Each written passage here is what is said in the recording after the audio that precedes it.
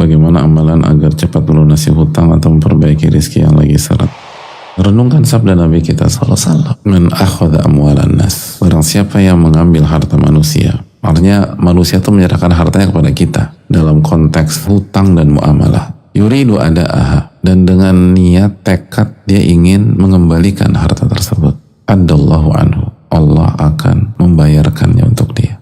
Asal dia benar, jujur. Wa man akhadha yuridu itlafaha. Dan barang siapa yang mengambil harta manusia atau hutang, di hati kecilnya dia nggak mau bayar. Atlafahullah. Allah akan hilangkan hartanya. Falantafiu bi fi dunia. Sehingga dia nggak bisa mendapatkan manfaat dari hartanya di dunia. Artinya dia nggak akan bisa bayar hutang dan bisa jadi dia bangkrut.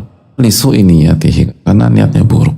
Wa aqabahu ala daini fil akhirah. Allah akan hukum dia di akhirat gara-gara perbuatan dia tersebut. Jadi di dunia akan bermasalah, di akhirat akan bermasalah. Makanya kalau kita punya hutang sebesar apapun, yang pertama punya tekad nggak untuk membayar. Kalau kita benar-benar niat bayar dan Allah melihat kejujuran, kesungguhan, totalitas kita, ya Allah akan bantu. Tinggal lunas sampai kita berpikir nggak masuk akal. Dan kalau jumlah hutang kita besar, kan nggak harus nunggu besar dulu untuk bayar, bisa dicicil.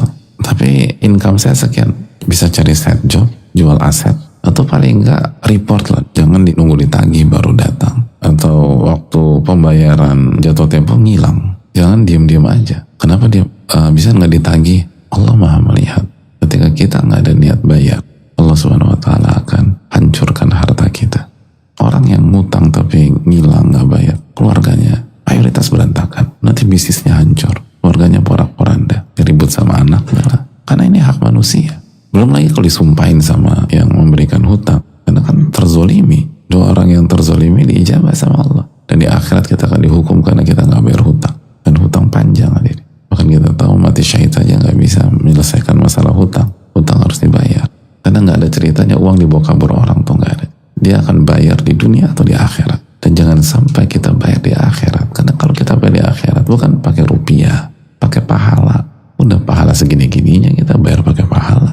Kalau kita nggak punya stok pahala, dia transfer dosanya ke kita. Aduh, itu kan panjang urusan. Orang yang memberikan hutang kepada kita itu berbuat baik kepada kita. Belum lagi kalau dengan uang tersebut kita bisa menyelesaikan hal-hal urgent dalam hidup kita. Misalnya orang dengan dikasih hutang, dia bisa operasi, dia bisa bayar rumah sakit orang tuanya, atau dia bisa bayar rumah sakit anaknya, dia bisa bayar kontrakan. Nah kok tega gituin orang yang baik sama kita? Utang budinya tuh banyak banget. Kalau Anda niat